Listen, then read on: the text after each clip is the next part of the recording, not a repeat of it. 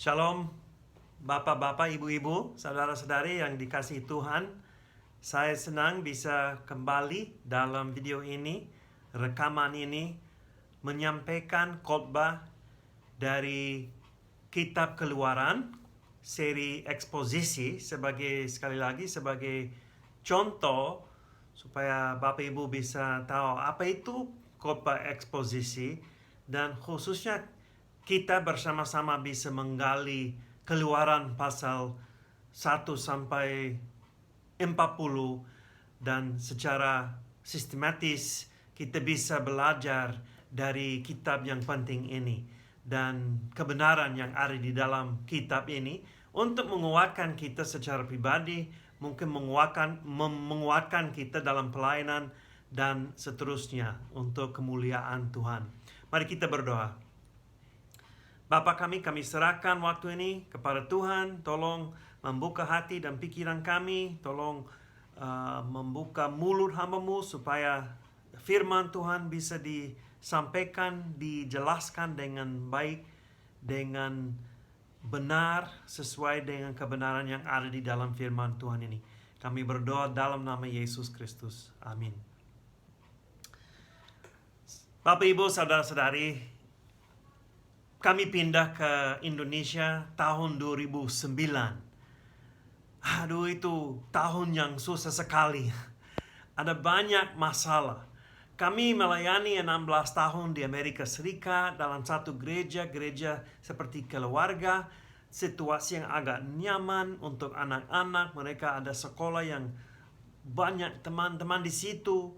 Dan kami semua pindah ke Bandung. Nah, di Bandung itu cuaca yang baik, orang yang ramah, situasi yang luar biasa, tetapi ada banyak masalah. Masalah air, kami harus belajar bahasa Indonesia, sudah agak tua. Anak-anak kami laki-laki yang mereka harus sesuaikan diri dalam situasi yang baru. Banyak pengeluhan mereka, banyak keluhan, banyak hal yang tidak nyaman bagi mereka. Berarti orang tua tidak nyaman karena anak-anak tidak senang dan lain sebagainya. Jadi itu susah sekali. Kami ada masalah untuk urus visa. Kami di Penang, di Malaysia untuk dapat kitas. Sampai saya hampir mau menyerah. Hampir mau kembali ke Amerika Serikat. Itu tidak nyaman sama sekali. Tetapi kenapa kami tidak pulang? Kami tidak pulang karena kami tahu Tuhan panggil kami ke Indonesia. Tuhan panggil kami untuk melayani. Tuhan panggil kami. Dan itu panggilan yang pasti. Yang kami tahu itu pasti. Tuhan punya rencana bagi kami walaupun kadang-kadang rencana itu tidak nyaman. Kadang-kadang pelayanan seperti itu. Kadang-kadang mengikuti Yesus seperti itu. Yesus panggil kita untuk mengikuti Dia. Yesus panggil kita untuk melayani dalam gereja. Kadang-kadang itu tidak nyaman. Kenapa? Karena kami membawa Injil, kami membawa berita baik dalam situasi yang kadang-kadang gelap. Dan Yesus pun tidak diterima. Yohanes pasal 1 ayat 10 sampai 11 mengatakan, Ia telah ada di dalam dunia dan dunia dijadikan olehnya. Dia pencipta. Tetapi dunia tidak mengenalnya. Ia datang kepada milik kepunyaannya, tetapi orang-orang kepunyaannya tidak menerimanya. Yesus sendiri datang ke dunia yang Dia cipta, tetapi dunia ini tidak menerimanya. Yesus datang dari tahta surga, situasi yang kurang nyaman. 1 Petrus pasal 4 ayat 12 mengatakan, Saudara-saudara yang kekasih, janganlah kamu heran atau akan nyala api siksaan yang datang kepadamu sebagai ujian, seolah-olah sesuatu yang luar biasa terjadi atas kamu. Petrus menjelaskan, jangan heran kalau ada masalah. Jangan heran kalau ada penderitaan. Jangan heran kalau tidak nyaman. Sepertinya itu tidak luar biasa, itu biasa. Terkadang mengikuti rencana Allah dalam kehidupan kita susah, tidak nyaman. Kita tahu itu. Tetapi kita harus terus tetap percaya kepada Tuhan dengan tetap teguh.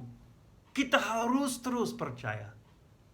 Tema untuk khotbah ini dari Keluaran pasal 5 adalah begini. Mengikuti rencana Tuhan tidak nyaman, tapi kita harus tetap percaya. Mengikuti rencana Tuhan terkadang tidak nyaman, tetapi kita tetap harus percaya. Mari kita membaca dari Keluaran pasal 5 ayat 1 sampai 24. Saya mau membaca cerita ini supaya kita bisa dengar dari firman Tuhan. Keluaran pasal 5. Kemudian Musa dan Harun pergi menghadap Firaun, lalu berkata kepadanya, beginilah firman Tuhan Allah Israel, biarkanlah umatku pergi untuk mengadakan perayaan bagiku di padang gurun. Tetapi Firaun berkata, siapakah Tuhan itu yang harus ku dengarkan firman-Nya untuk membiarkan orang Israel pergi?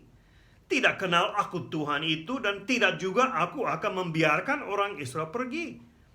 Lalu kata mereka, Allah orang Ibrani telah menemui kami, izinkanlah kiranya kami pergi ke padang gurun 3 hari perjalanan jauhnya untuk mempersembahkan korban kepada Tuhan Allah kami, supaya jangan nanti mendatangkan kepada kami penyakit sampar atau pedang. Tetapi Raja Mesir berkata kepada mereka, Musa dan Harun, mengapakah kamu bawa-bawa bangsa itu melalaikan pekerjaannya? Pergilah melakukan pekerjaanmu. Lagi kata Firaun, lihat, sekarang telah terlalu banyak ke bangsamu di negeri ini. Masakan kamu hendak menghentikan mereka dari kerja paksaannya? Pada hari itu juga Firaun memerintahkan kepada pengerah bangsa itu dan kepada mandor-mandor mereka sendiri, tidak boleh lagi kamu memberikan jerami kepada bangsa itu untuk membuat batu bata seperti sampai sekarang. Biarlah mereka sendiri yang pergi mengumpulkan jerami. Tetapi jumlah batu bata yang harus dibuat mereka sampai sekarang, bebankanlah itu juga kepada mereka dan jangan menguranginya. Karena mereka pemalas. Itulah sebabnya mereka berteriak, izinkanlah kami pergi mempersembahkan korban kepada Allah kami. Pekerjaan orang-orang itu harus diperberat, sehingga mereka terikat kepada pekerjaannya dan jangan mempedulikan perkataan dusta. Maka para pengerah bangsa itu dan para mandurnya pergi dan berkata kepada mereka, beginilah kata Firaun, aku tidak memberi jerami lagi kepadamu. Pergilah kamu sendiri mengambil jerami di mana saja kamu mendapatnya, tetapi pekerjaanmu sedikit pun tidak boleh kurang. Lalu berserahkanlah bangsa itu ke seluruh tanah Mesir untuk mengumpulkan tunggul gandum sebagai pengganti jerami. Dan pengerah-pengerah itu mendesak mereka dengan berkata, selesaikan pekerjaanmu, yaitu tugas sehari, seperti pada waktu ada jerami. Lalu pengerah-pengerah Firaun memukul mandor-mandor Israel yang mereka angkat sambil bertanya, mengapakah kamu pada hari ini tidak menyelesaikan jumlah batu bata yang harus kamu buat seperti kemarin? Sesudah itu pergilah para mandor Israel kepada Firaun dan mengadukan halnya kepadanya. Mengapakah Tuanku berlaku seperti itu terhadap hamba-hambamu ini? Jerami tidak diberikan lagi kepada hamba-hambamu ini. Tetapi walaupun begitu, kami diperintahkan, buatlah batu bata. Dan dalam pada itu hamba-hambamu ini dipukuli. Padahal rakyat Tuanku lah yang bersalah. Tetapi ia berkata, "Pemalas kamu, pemalas. Itulah sebabnya kamu berkata, izinkanlah kami pergi mempersembahkan korban kepada Tuhan. Jadi sekarang pergilah, bekerja. Jerami tidak akan diberikan lagi kepadamu, tetapi jumlah batu bata yang sama harus kamu serahkan." Maka mengertilah para manduri Israel bahwa mereka ada dalam keadaan susah. Karena dikatakan kepada mereka, kamu tidak boleh mengurangi jumlah batu bata pada tiap-tiap hari. Waktu mereka meninggalkan Firaun, berjumpalah mereka dengan Musa dan Harun yang sedang menantikan mereka. Lalu mereka berkata kepada keduanya, "Kiranya Tuhan memperhatikan perbuatanmu dan menghukumkan kamu, karena kamu telah membusukkan nama kami kepada Firaun dan hamba-hambanya, dan dengan demikian kamu telah memberikan pisau kepada mereka untuk membunuh kami." Lalu Musa kembali menghadap Tuhan, katanya, "Tuhan, mengapakah kau perlu perlakukan umat ini begitu bengis? Mengapakah pula aku yang kau utus? Sebab sejak aku pergi menghadap Firaun untuk berbicara atas namamu, dengan jahat diperlakukannya umat ini, dan engkau tidak melepaskan umatnya sama sekali." Tetapi Tuhan berfirman kepada Musa, "Sekarang engkau akan melihat apa yang akan kulakukan kepada Firaun. Sebab dipaksa oleh tangan yang kuat, ia akan membiarkan mereka pergi. Yang dipaksa oleh tangan yang kuat, ia akan mengusir mereka dari negerinya." Aduh, Musa dipanggil oleh Tuhan. Kita ingat itu dalam Keluaran pasal 3 dan 4.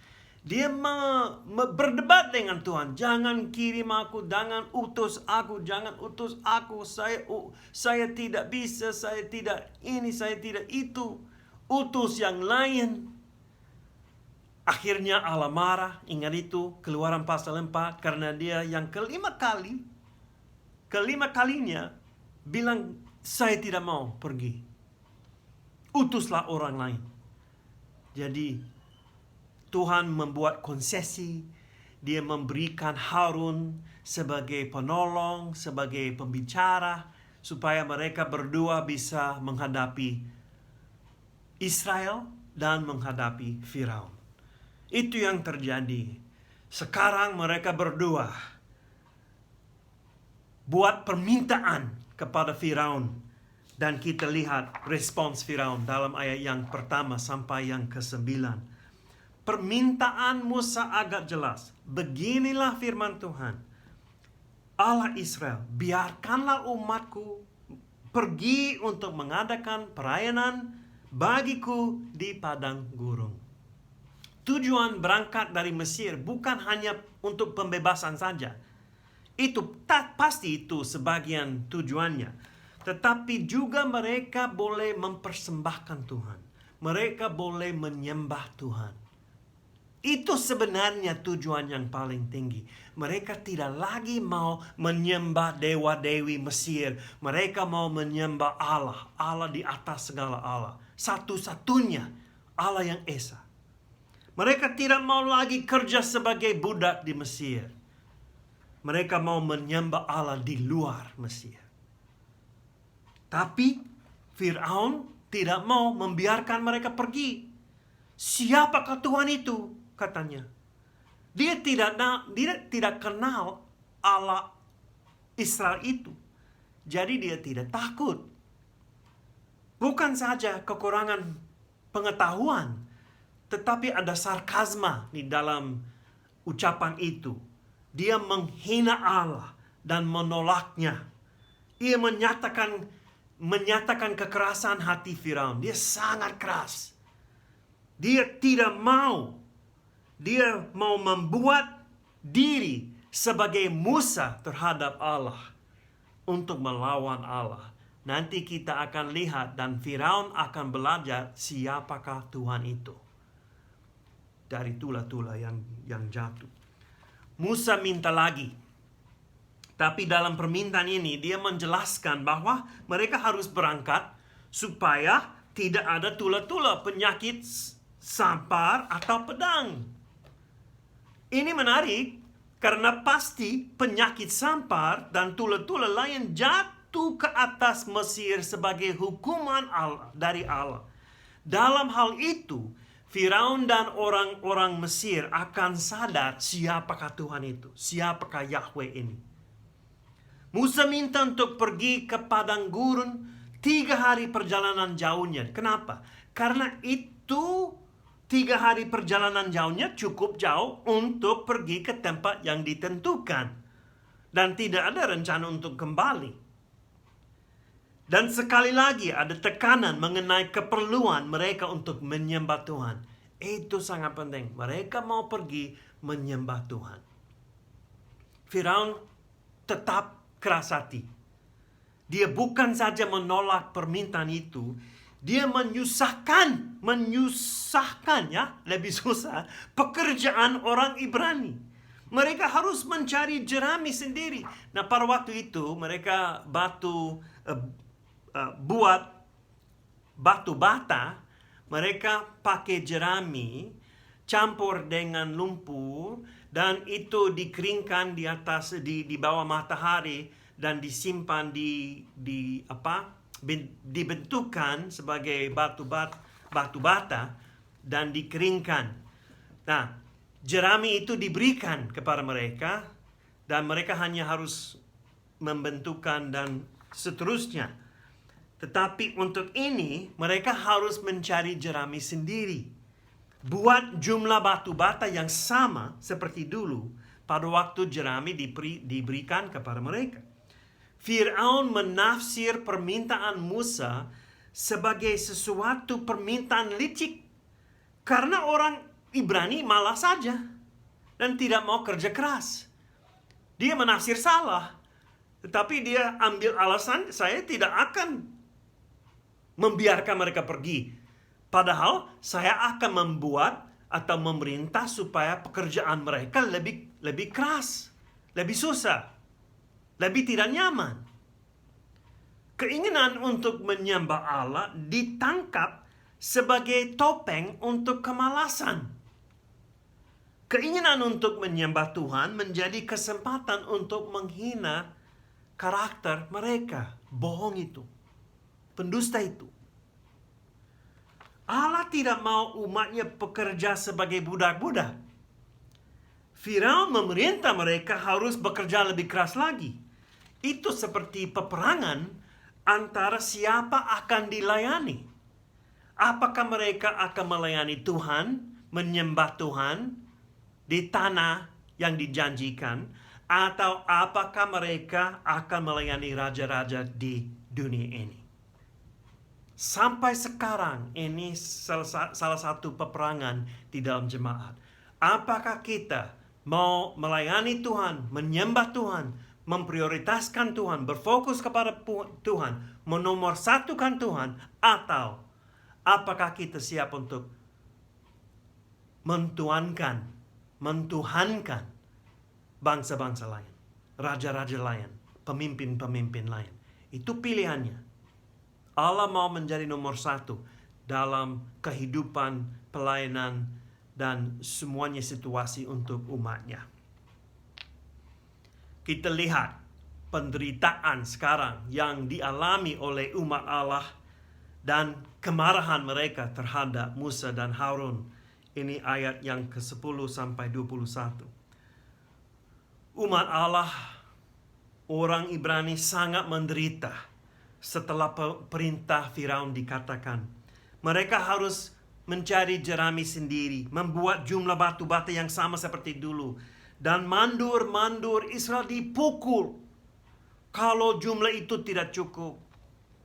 Mandur ini mengeluh kepada Firaun. Dan karena mereka bingung. Kenapa begini? Tuhan, kenapa begini? Peraturan baru ini. Tapi Firaun tidak mau mendengarkan mereka. Dia bilang aja, pemalas kamu, pemalas. Menghina mereka lagi. Itulah sebabnya kamu berkata, izinkanlah kami pergi mempersembahkan korban kepada Tuhan. Pemalas. Semuanya itu sama sekali tidak sesuai dengan maksud Musa dan tujuan Musa. Mandur Israel ini yang mewakili Israel ketemu dengan Musa dan Harun. Setelah bicara dengan Firaun, mereka sangat kecewa dalam pelayanan Musa dan Harun.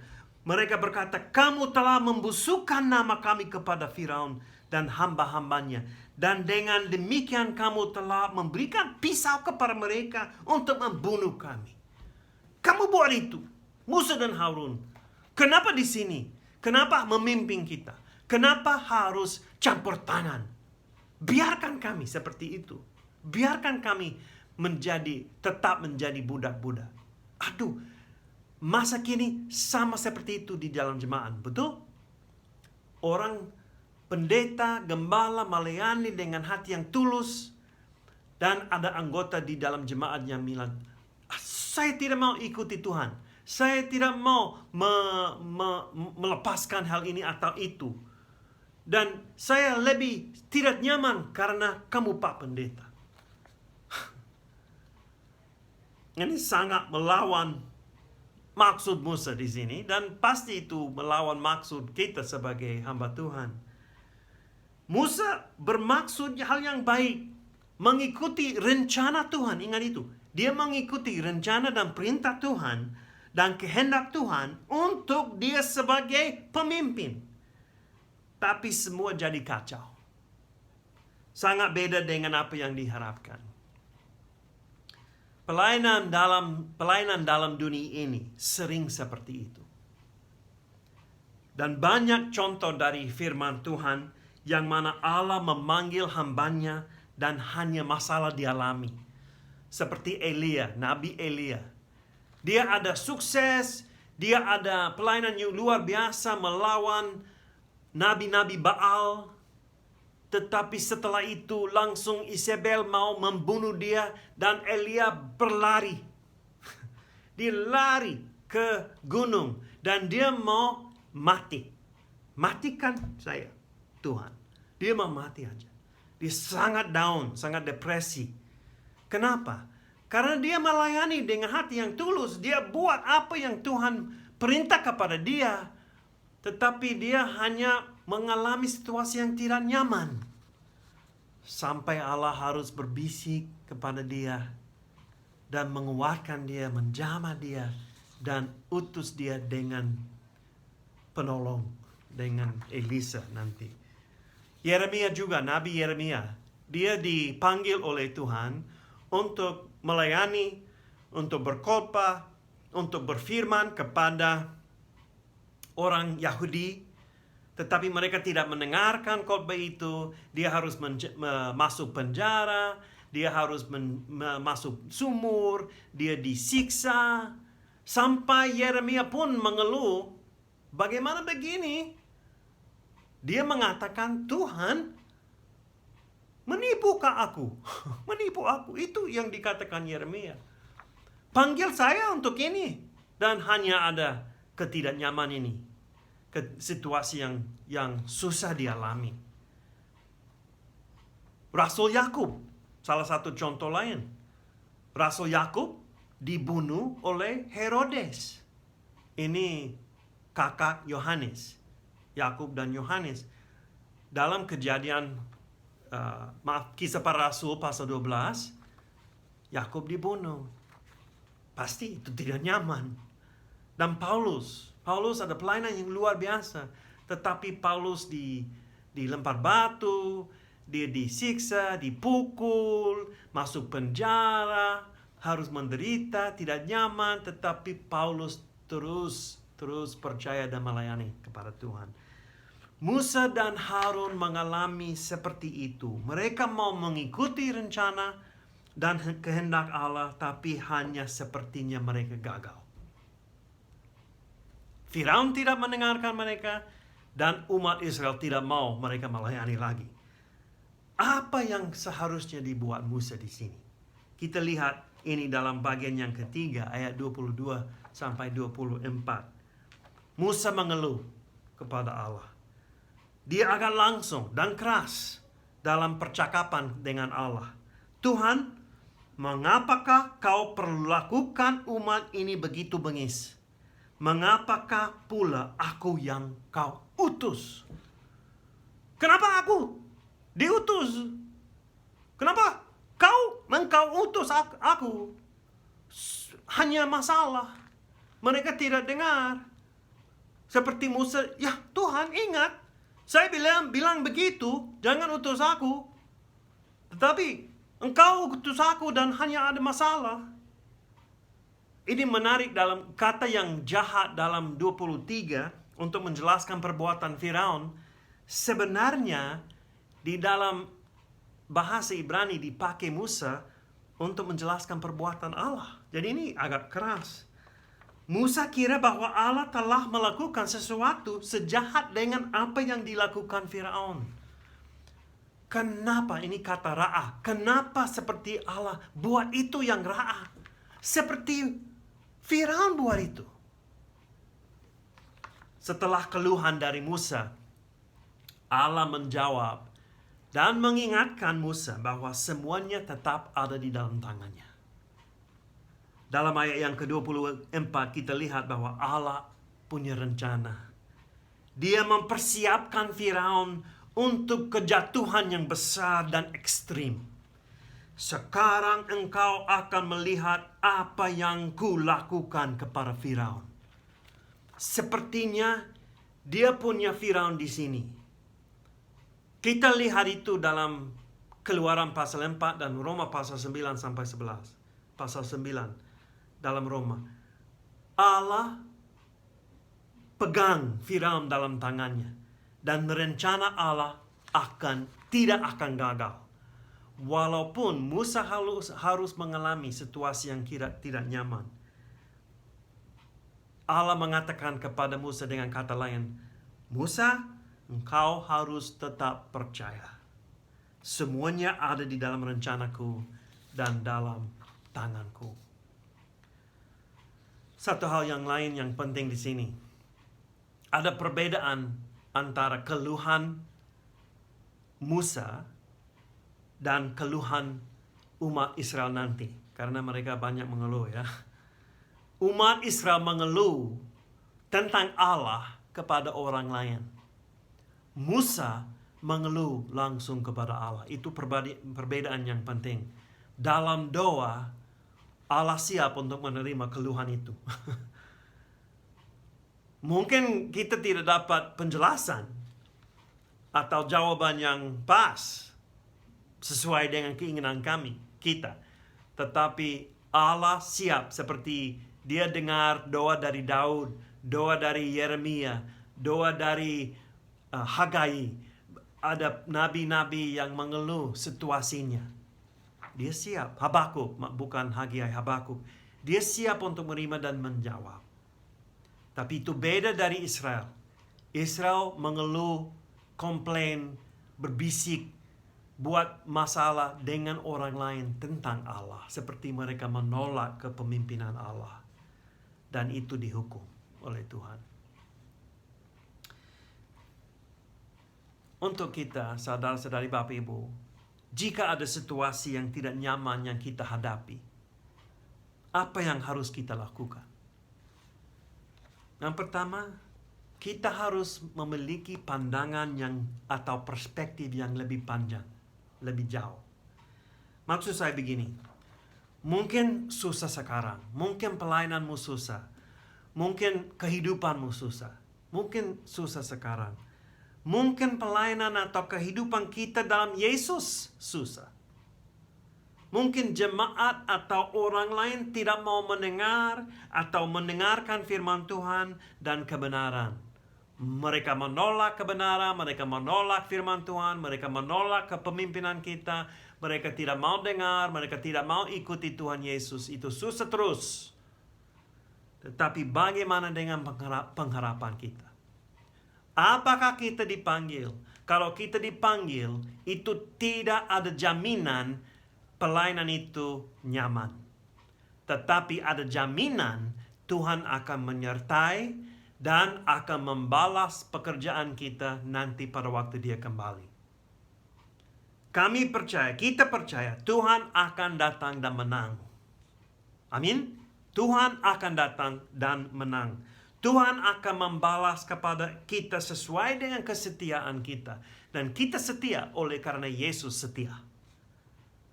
Jadi ada kepastian kita akan terus setia. Tapi kita harus memandang Yesus terus. Yang lebih dahulu menjadi pelopor dan menderita, ambil kesusahan sebagai contoh teladan untuk kita, dan supaya kita bisa dikuatkan dengan itu. Jadi kita harus memiliki pandangan perspektif yang lebih luas, lebih jauh. Yang kedua, kita harus tetap percaya kepada Tuhan bahwa semuanya berada dalam tangannya, kedaulatannya. Semuanya di sekeliling kita mungkin kacau. Tetapi Tuhan tidak pernah bingung atau kaget. Mungkin banyak yang sekeliling kita kacau. Tuhan tidak pernah bingung. Mari kita terus percaya kepada Tuhan. Terus percaya bahwa Tuhan ada rencana. Mungkin kita tidak bisa melihat tujuannya, maksudnya, kenapa begini, begitu. Tetapi kita tetap percaya. Nanti ada upah untuk itu. Dan yang ketiga, kehendak Tuhan adalah menyatakan kemuliaannya. Itu akan terjadi antara bangsa Mesir dan bangsa-bangsa kita masa kini. Tuhan akan menyatakan kemuliaannya. Mari kita ikut kehendak Allah dalam situasi apapun, baik dalam situasi yang nyaman maupun dalam situasi yang tidak nyaman, dan bekerja dan berusaha dengan kekuasaan dari Roh Kudus untuk memuliakan Tuhan dalam situasi nyaman dan dalam situasi yang kurang nyaman. Kadang-kadang kemuliaan Allah dinyatakan dalam situasi yang susah. Seperti salib Yesus, seperti penderitaan Paulus, seperti masalah-masalah yang kita hadapi masa kini. Ini dalam tangan Tuhan. Kita terus percaya, kita terus ingat ada masa depannya. Seperti Musa, Tuhan mengatakan, aku akan mengatakan sesuatu kepada Firaun nanti. Dia akan tahu siapakah aku. Di dalam pelayanan kita, apakah orang lain akan tahu siapakah Tuhan dalam pelayanan kita? Kalau kita percaya, kalau kita ingat bahwa Tuhan pegang semuanya ini dalam tangannya, mereka akan melihat itu. Mari kita berdoa.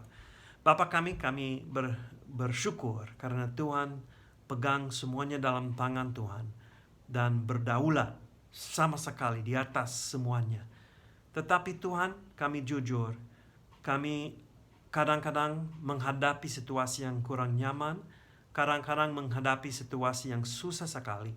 Tolong menguatkan kami, tolong mengingatkan kami bahwa Tuhan menyertai. Tuhan Yesus tidak pernah akan meninggalkan kami.